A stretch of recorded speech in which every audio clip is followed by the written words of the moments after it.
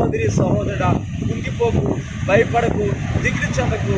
దేవుడు నిశ్చయంగా నీకు తోడుగా ఉండి నిన్ను బలపరిచి, నిన్ను ఆశీర్వదించి, నిన్ను దీవించి, నిన్ను అభివృద్ధిపరచును గాక.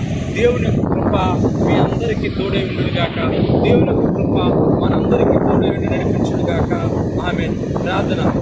ప్రియమైన పరలోకపు తండ్రి, నీ పరిశుద్ధమైన నామానికి మహిమ, ఘనత, ప్రభావం కలుగును గాక. తండ్రి, నీ వాగ్దానం ఇస్తున్నావు నాయన. బలహీనంగా ఉంటున్న వారు అయా, వేదనలో, కష్టంలో, బాధలో, ఇబ్బందులు, గర్భఫలం లేక, నిరుద్యోగంతో, అవమానాలతో, నిందలతో, అయా సమస్యలు ఎదుర్కొంటున్న వారితో నువ్వు మాట్లాడుతున్నావు నాయన. నిశ్చయంగా వారిని మీరు ఆశీర్వదిస్తానంటున్నారు. నిశ్చయంగా వారిని అభివృద్ధి పరుస్తానంటారు.